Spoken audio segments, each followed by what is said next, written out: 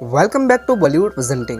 कहानी की शुरुआत में हमें बताया जाता है कि ह्यूमन की वजह से धरती पर क्लाइमेट चेंज आते हैं, जिसकी वजह से कई सारी कुदरती आपदाएं आती है, जिसकी वजह से धरती पर जिंदा रहना ऑलमोस्ट इम्पॉसिबल हो गया था। फिर ज़्यादा से ज़्यादा एलाइट क्लास लोगों ने धरती को छोड़ दिया था और वो केपलर 290 नामी प्लेनेट पर बसने लगे थे। लेकिन वहाँ पर हैवी रेडिएशन की वजह से वो बच्चों को जन्म नहीं दे सकते थे और जनरेशन को आगे बढ़ाया नहीं जा सकता था। फिर ऑलमोस्ट 250 साल गुजरने के बाद केपलर पर रहने वाले लोग प्लान बनाते हैं कि हम धरती पर वापस जाएंगे और हो सकता है कि धरती रहने लायक बन चुकी होगी। इसलिए वो एक मिशन को स्टार्ट करते हैं और इस प्रोजेक्ट को यूलिसिस 1 नाम का नाम दिया जाता है, जिसमें कुछ एस्ट्रोनॉट को स्पेस शटल में धरती पर भेजा जाता है ताकि वो वहाँ जाकर पता कर सके कि धरती पर अब रहने लायक है या नहीं। लेकिन धरती पर पहुँचने के बाद उनका केपलर के साथ कॉन्टेक्ट टूट जाता है और जब काफ़ी साल तक वो लौटकर वापस नहीं आते तो फिर यूलिसिस 2 नामी प्रोजेक्ट को स्टार्ट किया जाता है। स्पेस शटल तेजी से धरती की तरफ आ रहा था, जिसमें 3 साइंटिस्ट थे, ब्लैक, केक और टक्कर। लेकिन यहाँ पर स्पेस शटल क्रैश हो जाता है, जिसमें क्रैक की मौत हो जाती है। यहाँ पर टक्कर जिंदा था, लेकिन उसकी टांग पर बहुत ही ज़्यादा गहरी चोट आई हुई थी। इसके बाद ब्लैक वहाँ का एटमॉस्फेयर मॉनिटर करने के बाद उसे पता चलता है कि अब यहाँ पर कोई रेडिएशन नहीं है। और वहीं दूसरी तरफ केपलर पर यह लोग फेस किया करते थे। इसके बाद ब्लैक वहाँ का एरिया एक्सप्लोर करने लग जाती है। वहाँ अपने बायोमीटर से वाटर टेस्ट करके धरती पर रहने के लिए साइंस ढूंढने लग जाती है। फिर उसे वहाँ पर एक जेलीफिश दिखाई देती है और जब वो टेस्ट के लिए उसका सैंपल निकाल रही थी तभी जेलीफिश स्कोर मीटर पर काट लेती है। अब थोड़ी देर गुजरती है और वहाँ पर हर तरफ धुआं फैलने लग जाता है। वहीं ब्लैक टक्कर के साथ कॉल पर कनेक्ट थी और वहीं टक्कर उसे शटल में वापस आने के लिए कहता है, लेकिन ब्लैक को कुछ नजर नहीं आ रहा था। लेकिन यहाँ पर टक्कर एक फ्लेयर गन से फायर करता है, जिसकी रोशनी को फॉलो करते हुए शटल की तरफ आगे बढ़ने लग जाती है। लेकिन वहाँ पर कोई भी और था जिसने उस फ्लेयर गन को नोटिस कर लिया था और वो आदमी टक्कर पर अटैक कर देता है और ब्लैक के वहाँ पहुँचने से पहले वो आदमी उसे ले जा चुका था। फिर वो लोग ब्लैक को भी पकड़ लेते हैं और उसको भी वहीं पर ले जाते हैं जहाँ उन्होंने टक्कर को रखा हुआ था। यहाँ पर टक्कर का जख्म बहुत ही ज़्यादा बिगड़ चुका था और उसकी हालत बहुत ही ज़्यादा खराब होती जा रही थी। यहाँ पर ब्लैक पीठ से निकलने की कोशिश करती है और उन लोगों से हेल्प मांगती है ताकि वो अपनी मेडिकल किट से वो टक्कर की जान बचा सके। फिर हमें पता चलता है कि जिन लोगों ने इनको पकड़ रखा है इनका नाम मड है। फिर वो लोग ब्लैक और टक्कर को बाहर निकालते हैं, लेकिन दिक्कत की बात यह थी कि ब्लैक को इनकी लैंग्वेज समझ नहीं आ रही थी। लेकिन यहाँ पर नार्विक नाम की एक लेडीज थी जिसको इंग्लिश बोलनी आती थी। वो ब्लैक को मेडिकल किट देती है और कहती है कि टक्कर को ठीक करने से पहले तुम्हें हमारे एक आदमी का इलाज करना होगा। फिर ब्लैक उस आदमी का ट्रीटमेंट करती है और उसके बाद वो टक्कर के पास वापस आ जाती है। फिर वो मेडिसिन का इंजेक्शन लगाते हुए उसे कहती है कि इन लोगों में बहुत सारे बच्चे भी हैं, जिसका मतलब यह है कि यहाँ पर जनरेशन को आगे बढ़ाया जा सकता है। और दोस्तों, अगर आप हमारे चैनल पर पहली बार आए हो तो चैनल को सब्सक्राइब करना ना भूलें।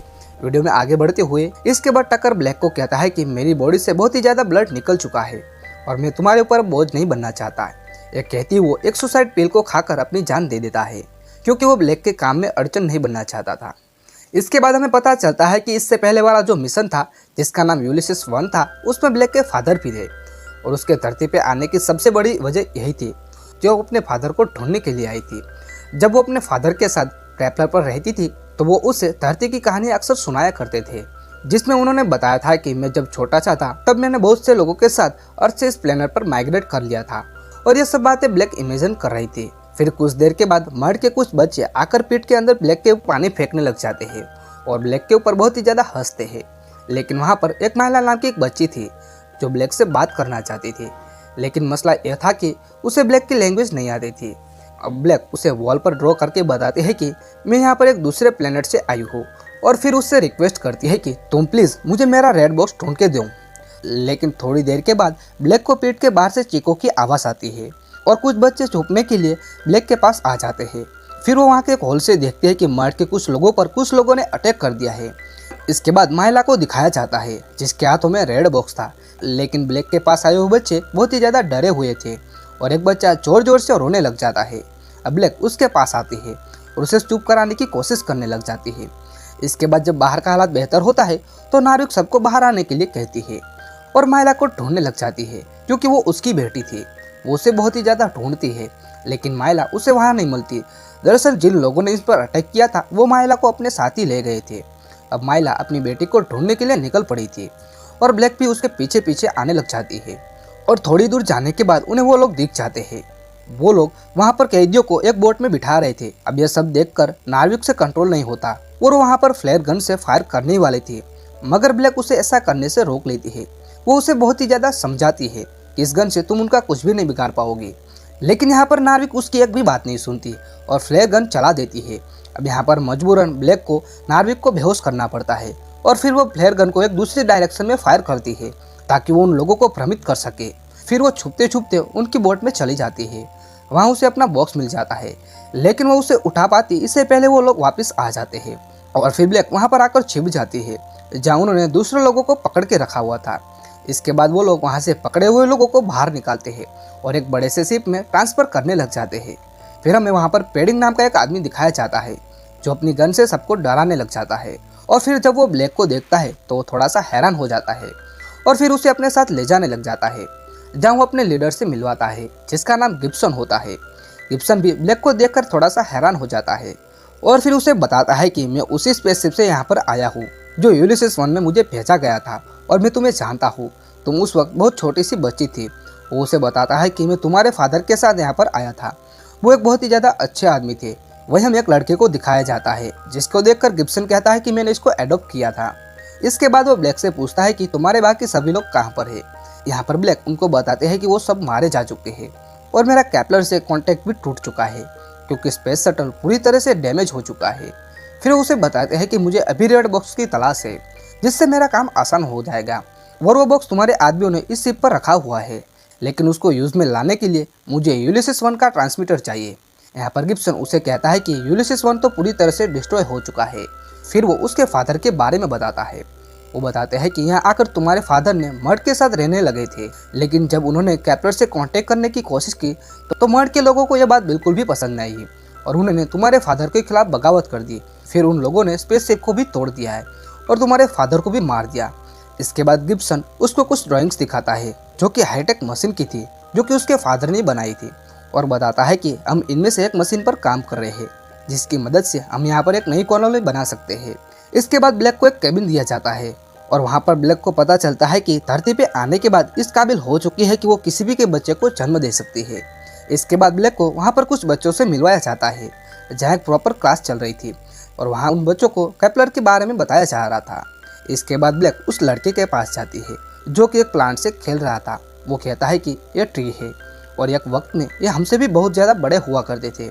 यह बात सुनकर ब्लैक थोड़ा सा हैरान हो जाती है क्योंकि यही बात उसके फादर भी अक्सर किया करते थे। फिर ब्लैक उस लड़के से सवाल करती है कि तुमने ये बात किसने बताई।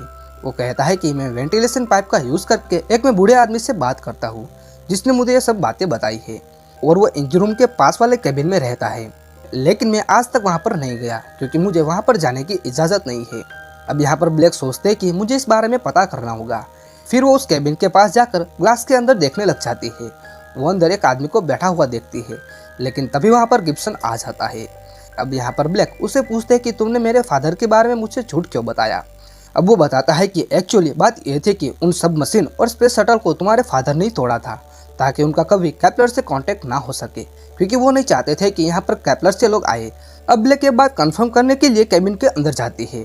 वो जान चुकी थी कि आदमी उसके फादर है और वो उन्हें हग कर लेती है। फिर वो उनसे पूछते हैं कि आपने ऐसा क्यों किया, आपने मुझे कैप्लर पर अकेला क्यों छोड़ दिया, क्या आपको मेरी कभी याद नहीं आई, ऐसा सवाल करती है।